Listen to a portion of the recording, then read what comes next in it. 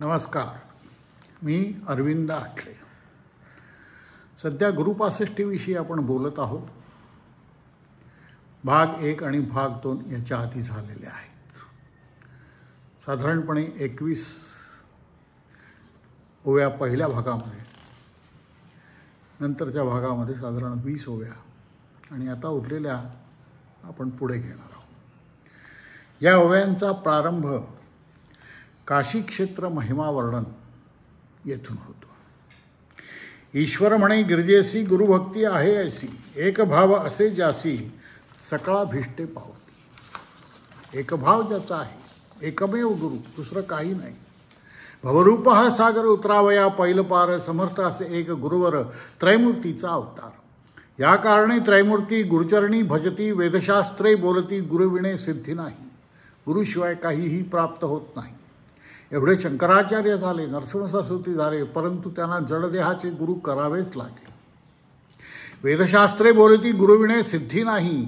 यस्य देवे पराभक्तिर यथा देवे तथा गुरु, तैस्ते कथिता हयार्थः प्रकाशते महात्मनः. ऐसे ईश्वर पार्वतीसी सांकता झाला विस्तारेसी, म्हणून श्री गुरु प्रीतीसी निरोपिले द्विजाते. द्विजाला गुरुने निरोप दिला. काशी क्षेत्राचं वर्णन तुम्ही गुरुक्षेत्र वाचणारे आहात म्हणून सांगतोय. तो द्विज जे काही गुरुपत्नींनी, गुरु भगिनींनी आणि ह्यांनी जे काही सगळं आणायला सांगितलं ते चाललेला असतो. इतके होता रजनीसी, उदय झाला दिनकरासी, चिंता अंधकारासी गुरुकृपा ज्योती जाणं. अशावेळी उदय झाला, अंधकाराची चिंता गेली, गुरुकृपाची ज्योती त्याला मिळाली आणि पुढचा सगळा त्याचा मार्ग अतिशय सुलभ असा झाला. संतोषोनी द्विजवर करिता झाला नमस्कार, ऐसी बुद्धी देणार तूची स्वामी कृपानिधी. जे अशक्य वाटणारं होतं सगळं ते आता मिळणार याची त्याला खात्री पटली. नमन करुणी श्री गुरुसी विन्वितसे भावेसी, स्वामी कथा निरोपिलीसी अपूर्व माते वाटेली. काशी यात्रा विधान निरोपले मज विस्तारुण, त्यावेळी होतो आपण तुम्हा सहित तेथेची. पाहिले आपण दृष्टांती स्वामी काशीपुरी असती, जागृती किंवा सुषुप्ती न कळे माते स्वाम्या. आता हे मी जागृतीत होतो का सुषुप्तीत होतो का काय याचं त्याला ज्ञान नाही. म्हणून विप्रत येवेळी वंदी श्री गुरुचरण कमळी, विन्वितसे करुणाबहाळी भक्ती भावे करुणीय. गिरिजा म्हणजे बुद्धी आणि ईश्वर म्हणजे परमात्मा. इतके ऋषीमुनी साधन करीत असताना ईश्वराने फक्त गिरिजेलाच का सांगितलं? ब्रह्मर्षी अण्णासाहेब पटवर्धन यांच्या रोजनिशीत एक टिपण असे आहे की बुद्धियंत्र म्हणजे मेंदू एक यंत्र आहे आणि त्यात ईश्वर म्हणजे चैतन्य शक्तीकडून सुटलेल्या संकल्पाचं ग्रहण फक्त होतं, असं त्यांचं स्वतःचं मत होतं. त्यांचं विवेचन असं आहे की बिनतारी तारायंत्रात संदेश निर्माण होत नाही, तो फक्त ग्रहण केला जातो. त्या तारायंत्राला तो संदेश समजत नाही आणि पाठवला जातो. आणि आपलं शरीरसुद्धा पंचमहाभूतांचं चामडे हाडं एकत्र केलेलं भांडं आणि शरीरशास्त्राप्रमाणे मेंदू हा शरीराचा एक भाग आहे आणि तेथेच संकल्प विकल्प असे निर्माण केले जातात. नामधारकाने त्यांच्या पूर्वजांनी श्रीगुरु कशी केली सेवा हे सिद्धांना विचारलं तेव्हा सायनदेव काय म्हणतात?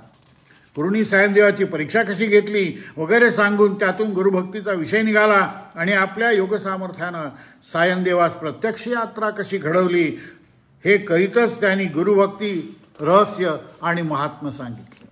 भावरूप सागर पार पारायचा असेल तर श्रीगुरु वाचून कोणी समर्थ नाही, तारक नाही, आणि गुरु वाचून कोणतीही सिद्धी प्राप्त होणार नाही. म्हणून त्रैमूर्ती सुद्धा गुरुचरणाचीच कास धरतात. तेथं सायनदेवाला गुरुरहस्य प्रकट करून दाखवलं. गुरुरहस्य, काशी क्षेत्र, त्याचं महात्म्य, त्याची यात्रा हे एक संकेत मार्गाचं गूढ आहे. साधा सरळ दिसतो तसा काशी खंडाचा जो अध्याय आहे इतका सोपा नाही आहे. पिंडी ते ब्रह्मांडी या सूक्ष्म मूलतत्वावर उभारलेल्या भारतीयांच्या योगशास्त्रानुसार ब्रह्मांड आणि पिंड आणि ब्रह्मांड मेंदूतील स्फुरणाचा, प्रेरणेचा, चैतन्य शक्तीशी कसा संबंध येतो हे ह्या काशी क्षेत्राच्या अध्यायात दाखवलेलं आहे. नामधारकांना आपल्या पूर्वजांनी श्री गुरु सेवा कशी केली हे सिद्धांना विचारलं तेव्हा सायनदेवानं गुरुजवळ येऊन राहणं, गुरुनी त्यांची घेतलेली परीक्षा वगैरे हकीकत सिद्धांनी सांगितली आणि त्यातून गुरुभक्तीचा विषय निघून श्री गुरुनी सायनदेवाला काशी यात्रेचं वर्णन सांगितलं. नव्हे आपल्या योग सामर्थ्यानं त्याला प्रत्यक्ष काशी यात्रा घडवली. येथे श्री गुरुनी श्री गुरुगीतेत सांगितलेलं गुरु रहस्य सायनदेवाला प्रकट करून सांगितलं. श्री काशी क्षेत्र, त्याचं महात्म्य, त्याची यात्रा हे एक सांकेतिक गूढ आहे.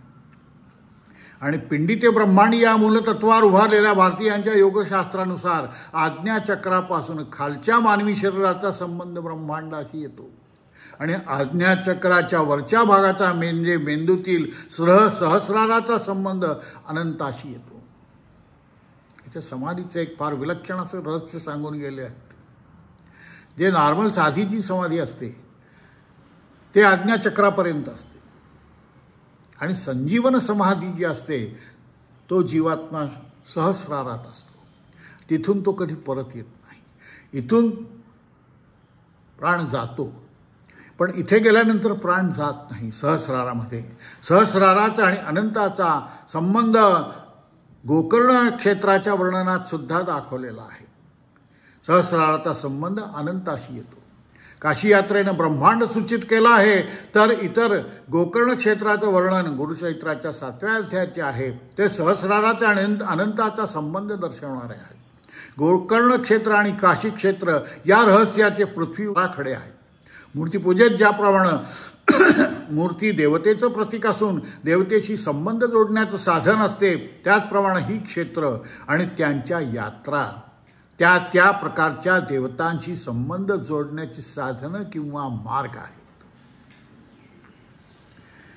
आता या अध्यायातील ओवी 126 म्हणजे पंचाध्यायी श्री गुरुगीतेच्या पहिल्या अध्यायातील 5वा श्लोक आहे. तो श्री गुरुचरित्रकारांनी जसाच्या तसा उद्घृत केलेला आहे. श्री दयानंद स्वामींनी गंगातीरी निवासी क्षेत्र प्रवरा संगमटोके श्री गुरुगीतेवर मराठीत केलेली ओवीबद्ध टीका प्रसिद्ध आहे. या 5व्या श्लोकावर टीका करताना ते म्हणतात की महादेव म्हणे पार्वती, ज्यासी देवाची पराभक्ती, तैसी गुरुचीही अति, दोन्ही ठाई समान. महात्मे जे समर्थ त्यांनी शिष्यांचा पाहून भावार्थ, त्यासीच कथावे हे अर्थ प्रकट रूप. अशा प्रकारे या अध्यायाचा काशी खंडाच्या अध्यायाचा असा वेगवेगळा अर्थ आहे आणि तो सूक्ष्म अर्थ तुम्ही लक्षात घ्यायला पाहिजे. आता पुढच्या अध्यायात जातात ते. आता करीन नेम एक, जव भेटेल लक्ष्मीनायक, श्री मदनंत देखेन मुख तव अन्नोदक न घे. आता मदनंतच्या कथामध्ये हे गेलेत अनंत व्रताच्या कथेमध्ये. निर्वाण झाला तो ब्राह्मण, त्याजीव पाहे आपला प्राण, अनंत अनंत म्हणून धरणीवरी पडी गेला. एक एक कथा किती सुंदर आणि किती रहस्यमय, पण रहस्य डायरेक्ट सांगितलेलं नाही आहे, असं बाजूनी सांगितलेलं आहे. तुम्हाला ज्यांना बुद्धी चालवायची असेल त्यांनी चालवावं आणि ते रहस्य गुरुच्या तोंडून ऐकावं. इतकुया अवसरी वृद्ध ब्राह्मण वेशधारी, जवळी येऊन हाक मारी, उठी उठी म्हणत असे. निष्ठा असेल तर गुरु बरोबर हात देतो तुम्हाला. अत्यंत ज्यावेळी तुम्ही पराकाष्ठेचे निराश होता, आता आपल्याच्याने काही होत नाही, होणार नाही, श्री गुरुच काय ते करू शकतील, अशी जेव्हा तुमची भूमिका येते तेव्हाच श्री गुरु तुमचं पोट धरतात. संपूर्ण निराश जेव्हा तुम्ही होता तेव्हा पोट धरतात. उठ विप्रा काय पससी, श्री मदनंत कोठे विचारसी. तो मदन अनंताला शोधायला चाललेला असतो. ही कथा माहिती आहे तुम्हाला, मागे आपण यावर स्वतंत्र बोललो आहे. दाखवीन चला आम्हासारसी, म्हणून धरले उजवे करी. उठून या कौंडिण्यासी, घेऊन जाई गौरासी, नगरी पाहे अपूर्व तैसी, महादाश्चर्य पाहत असे. घेऊन गेला नगरात सिंहासन रत्नखचित, नेऊनी तेथे बैसवित, आपण दाखवत निजरूप निज स्वरूप. रूप देखोनी कौंडिन्य स्तोत्र करी, अति गहन चरणावरी माथा ठेवून करजोडोनी विनवीत असे. नमो नमस्ते गोविंदा, श्रीवत्सला सच्चिदानंदा, तुझे स्मरण मात्रे दुःखमहा हरवून जाती सर्व पापे. तू वरेण्य यज्ञपुरुष ब्रह्मा विष्णू महेश, तुझे दर्शन मात्रे समस्त दोष हरवून जाती तात्काळी. नमो नमस्ते वैकुंठवासी, नारायण लक्ष्मीनिवासी, जगद्व्यापी प्रतिपाळीसी, अनंत कोटी ब्रह्मांडे. पापी आपण पापकर्मी, नेणो तुझी भक्तिवर्मी धर्मी, पापात्मा पाप संभवा धर्मी, क्षमा करी गोविंदराया. तुझं वाचून आपण अनाथ असे दीन, तुझ्याशिवाय काही होणार नाही, आपण दीन आहोत. ही भूमिका त्या कौंडिन्याने त्यावेळी घेतलेली आहे. याची कारणे धरले चरण शरणागत मी तुम्हासी. संपूर्ण शरण, संपूर्ण शरणागतीशिवाय होत नाही. गुरु हात नाही लावत तुम्हाला. तुमची वारंवार ते परीक्षा घेतात की खरोखरच तुम्ही संपूर्ण शरणागत आहात की नाही. अजी माझा जन्म सफळ, धन्य माझे जिणे सकळ, देखिले तुझे चरणकमळ, भ्रमर होऊनी वास घेतो. ऐसे स्तविता कौंडिन्य, प्रसन्न झाला लक्ष्मीरमण, भक्तजन चिंतामणी रत्न वरत्रय देता झाला. धर्मबुद्धी दारिद्र्यनाश. कोणता वर्ण दिलाय? धर्मबुद्धी. तुला धर्मबुद्धी होईल, तुझा दारिद्र्याचा नाश होईल, शाश्वत वैकुंठ निवास तुला मिळेल. वरत्रय देता ऋषिकेश, ऐक युधिष्ठिरा कृष्ण म्हणे, हरये नमहा हरये नमहा हरये नमहा. कौंडिन्य ऋषी, कांडणे या शब्दापासून कौंडिन्य हा शब्द आलेला आहे. उखळ आणि मुसळ यांचा प्रयोग करून तांदूळ आणि तुस वेगळे काढतात. त्याप्रमाणे शरीर म्हणजे उखळ, मन म्हणजे मुसळ यांचा उपयोग करून चैतन्य शक्ती वेगळी काढली, म्हणून त्यांना कौंडिन्य ऋषी म्हटलेलं आहे. किती सूक्ष्म अर्थ असतात आपल्या लक्षात नाही येत. श्रीमदनंत जोपर्यंत दिसत नाही तोपर्यंत अन्नपाणी वर्ज्य असा ब्राह्मणांनी निश्चय केलेला होता. ब्राह्मणाचा हट्ट वृथा होता असे वाटेल, कारण वेडेपणाच नाही का, देहामुळेच साक्षात्कार होणार, मग देहत्याग करून काय उपयोग. पण बारीक विचार केला तर त्या ब्राह्मणाची जी आंतरिक तडफड होती, संसारातील वस्तूवर मोह नाही, ईश्वर साक्षात्कार तर होत नाही, ना धड संसार ना धड साक्षात्कार, विचित्र मानसिक अवस्था, अशा वेळी निर्वाण मांडण्याची इच्छा होणे, देह जावो अथवा राहो असं वाटणं म्हणजे अविवेक किंवा आत्महत्या नाही. निर्वाण मांडून बसलेल्या कौंडिन्याजवळ श्री गुरु स्वतः वृद्ध ब्राह्मण वेश धरून त्याचे जवळ गेले. त्या आनंदाने कौंडिन्य श्रीगुरूंच्या पाया पडून त्यांचे गुणगान करू लागला. स्वामी महाराज, आपण अनंत स्वरूपी आहात. ज्यांना मी गोविंद श्री विष्णू अनंत म्हणत होतो ते साक्षात आपणच आहात, याची त्याला ज्ञान झालं. आपल्या नामस्मरणाने दुःखाचा नाश होतो. आपण जगद्व्यापी आहात. अनंत कोटी ब्रह्मांडाचा आपणच सांभाळ करीत आहात. आपणच प्रत्यक्ष भगवान प्रभुदत्त आहात. आपली भक्ती सेवा मी काही करू शकलो नाही. स्वामी महाराज, म्हणून आपण मला क्षमा करा. महाराज, मी तुमचाच आहे. स्वामी महाराज, म्हणून मला क्षमा करा. महाराज, मी तुमचाच आहे, मला काही समजत नाही. आपण कराल ते माझे चांगल्याचेच असेल. स्वामी, तुमच्याशिवाय मला कोण आहे. आपल्या नामस्मरणानं, दर्शनानं आणि अनुग्रहानं माझे देह साफल्य झाले. माझा जन्म खरोखर धन्य झाला. मला आपल्या पायाची जागा द्या. कौंडिन्याच्या या सात्विक शुद्ध भावनेनं स्वामी महाराज प्रसन्न होऊन त्यांना धर्मबुद्धी श्रीगुरू देत असतात. दारिद्र्यनाश, संपत्ती, अष्टैश्वर्य या मोहात पुन्हा पुन्हा का गरफटतो? हे पण खोटे. शिष्याची, भक्ताची, साधकाची सर्व जबाबदारी परमेश्वरालाच घ्यावी लागते, कारण तो करुणानिधी आहे. साक्षात्काराचा योगक्षेम त्याला चालवावाच लागतो, कारण त्याचं वचन आहे, योगक्षेमं वहाम्यहम. सद्मार्गाने द्रव्यसंचय आणि मनोदारिद्र्य, मनाचा क्षुद्रपणाचा नाश हो, मनोमालिन्याचा नाश हो. आणि तिसरं काय देतात? शाश्वत वैकुंठ. जेथे सद्गुरूचे पाय म्हणजे वैकुंठे, त्याचा निरंतर वास मिळेल. शुद्ध भक्ती तुला जी प्राप्त झाली, त्या माझ्या पायाशी तुला कायमची जागा दिली, म्हणजेच युगांत होस्तोपर्यंत आपण वारंवार जन्म घेत राहणार. आणि सद्भाग्याची गोष्ट म्हणजे आपण नेहमी बरोबरच राहणार. अध्याय 43 हा जो अनंत व्रत कथा म्हणून आहे, श्रीगुरूंनी सायनदेवाला हे व्रत करण्यास सांगितलेलं होतं, अनंताचं व्रत. आणि हे करण्यासाठी पांडव वनवात असताना भगवान श्रीकृष्णाने युधिष्ठिराला हे व्रत करण्यास सांगितलं, त्याची ही कथा सांगितलेली होती. त्याप्रमाणे पांडवांनी वनवासात 14 वर्ष जे व्रत केलं आणि त्यांना पुन्हा राज्य प्राप्त झालं, ही एक प्रकारची तपश्चर्याच आहे. ती श्रीकृष्णाने पांडवांकडून करवून घेतली. तेव्हा आतापर्यंतच्या सर्व विवेचनाचा जेव्हा आपण साकल्याने विचार करतो, तेव्हा श्री गुरु 65 ही रचना विस्कळीत नसून सूक्ष्म बुद्धीने तयार केलेली अथवा तयार झालेली अतिशय सूत्रबद्ध अशी ही रचना आहे. येथे प्रथमापासून साधकाच्या शेवटच्या अवस्थेला पोचेपर्यंत काय काय घडते, काय काय अनुभव येतात याचा खुलासा अगदी थोडक्यात. प्रथम भाव, श्रद्धा, दृढ विश्वास निर्माण झाला पाहिजे आणि त्यातूनच नामस्मरण, चिंतन, मनन झाले पाहिजे. ईश्वर साक्षात्कार व्हावा ही तळमळ. नंतर परमेश्वराला साधकाने आपले गुणदोष तनमन धन अर्पण करून उपासना करावी. आंतरिक ती असावी, दिखाऊ नसावी. आवश्यक असेल तेवढीच ती दिखाऊ असावी. साधकानं प्रार्थना, मानसपूजा करून नामस्मरणात बसावे आणि बऱ्याच दीर्घकाळानंतर साधकाच्या हृदयात चैतन्य शक्तीचा मग इवलासा थोडासा अंश प्रकट होण्याची शक्यता असते. चमत्कार, सर्व विश्व, अनंत कोटी ब्रह्मांडे या सर्व गोष्टींचा खुलासा मग आपोआप होतो. या स्थूळ जगाला निर्माण करणाऱ्या, सर्व प्राणीमात्रात वास करणाऱ्या चैतन्य शक्तीचा त्याला प्रत्यक्ष साक्षात्कार होतो.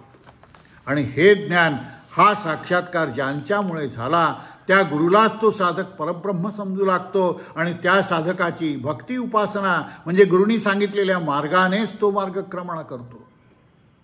ज्ञानोत्तर भक्ती म्हणजे शुद्ध भक्ती असा हा साधक सिद्ध झाला तरीही तो स्वतःला साधकच समजत असतो आणि जगाच्या कल्याणासाठी आयुष्य वेचतो. हे कार्य करीत असताना सामान्य जनतेसाठी तो हातात माळपण धरतो, देवळातही जातो, उपास करतो. आपणही साधना करत असल्याचं दाखवून सामान्य जनांच्या मनावर प्रत्येक संस्कार बिंबवण्याचा प्रयत्न करीत असताना स्वतः मात्र ब्रह्मातच लीन होतो. त्याला काही गरज आहे का या सगळ्या गोष्टींची, पण तो तुमच्यासाठी तो करीत असतो.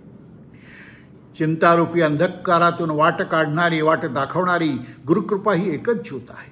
अंतःकरणात दृढभाव आणि चित्त शुद्ध असेल तर श्री गुरुमूर्ती आजही आपणावर, लक्षात ठेवा, आजही आपणावर श्री गुरुचरित्रात सांगितल्याप्रमाणे त्या अवतारात ती अमानुषकृत कर्म करून भक्तांच्या अनुभवाला परमेश्वरत्व आणून देतो आणि त्याप्रमाणे आताही त्याची सेवा केली असता तसा अनुभव येतो. हे सत्य आहे. श्री गुरूंनी सायनदेवाला अनंत व्रत करण्यास सांगितलेलं होतं. महर्षी अण्णासाहेब पटवर्धन हे स्वतः हे व्रत करीत असत. अनंत व्रतकथा ही एक सत्यकथा आहे. ज्या अर्थी ती पांडवांनी, श्रीकृष्णांनी पांडवांना सांगितलेली आहे त्या अर्थी त्या कथेतील घटनांचा काळ महाभारताच्या पूर्वी असला पाहिजे. आग्नेय आशिया खंडातील द्वीपकल्पे आणि द्वीपसमूह या भागात वैदिक धर्म आणि वैदिक संस्कृती यांचा प्रसार तेथे प्रथम पदार्पण करणाऱ्या कौंडिर्य आर्य ऋषींनी केला. सयामच्या राणीनं भारतातून आणलेल्या एका ब्राह्मणाशी लग्न केलं. प्रजेनं बंड करून त्या ब्राह्मण राजाला हुसकावून पळवून लावलं, पण त्या ब्राह्मणाने पुन्हा परत येऊन स्वपराक्रमाने लोकांशी युद्ध केलं आणि त्यांना पराभूत करून परत गेलेलं राज्य मिळवलं असा उल्लेख सयामच्या इतिहासात आढळतो. तेव्हा अनंतव्रतेच्या कथातील घटना आशिया खंडाच्या या भागातल्या असल्या पाहिजेत हे नक्की. यावनी सत्तेच्या काळात श्री गुरूंनी वैदिक धर्माचं रक्षण केलं, धर्मांतराचं संकट टाळलं आणि यावनी सत्तेशी टक्कर देण्याकरता समाजाला निर्भीड आणि बलवान बनवण्याची जी राष्ट्रीय कामगिरी केली त्यात अनंतव्रतासारख्या व्रतकैवल्यांचा कसा उपयोग झाला असेल याची कल्पना थोडीशी करता येते. महर्षी अण्णासाहेबांनी भारताच्या स्वातंत्र्यासाठी अनेक खटपटी केल्या. त्यात भगवंताचं अधिष्ठान प्राप्त करून घेण्यासाठी या अनंतव्रताचं महत्त्व त्यांना किती वाटलं असेल हे गुरुपासष्टीत आलेल्या ओव्यावरून आपल्याला लक्षात यायला काही हरकत नाही. त्रैमूर्तीचा अवतार श्री गुरु नरसिंह सरस्वती आहेत, ते प्रत्यक्ष श्री शंकर आहेत. हा अवतार अखंड, नित्य आणि अविनाशी असून सर्वत्र आहे, सर्वज्ञ आहे. याची एकनिष्ठ भावानं भक्ती करावी म्हणजे त्यांच्या कृपेने हा भवरूपी सागर पार करून जाता येईल आणि इह आणि परलोकी सौख्य प्राप्त होईल. त्यांच्या शिष्याबद्दलचा प्रेमाला, वत्साला पाहून त्याच्याकडे धाव घेणाऱ्या धेनूचीच उपमा असेल. तेव्हा गुरुचं महत्त्व या सर्व गुरु 65मध्ये सांगितलेलं आहे. वेगवेगळ्या अवस्था कशा काय साधकाला येतात, त्यातून कसं बाहेर पडता येईल हे या गुरु 65तल्या प्रत्येक ओवीमधून तुम्हाला ध्वनित होईल. सूक्ष्म रूपाने या ओव्यांचा अभ्यास करा आणि याचं ज्ञान प्राप्त करून शुद्ध भक्ती मार्गाला लागा. नमस्कार.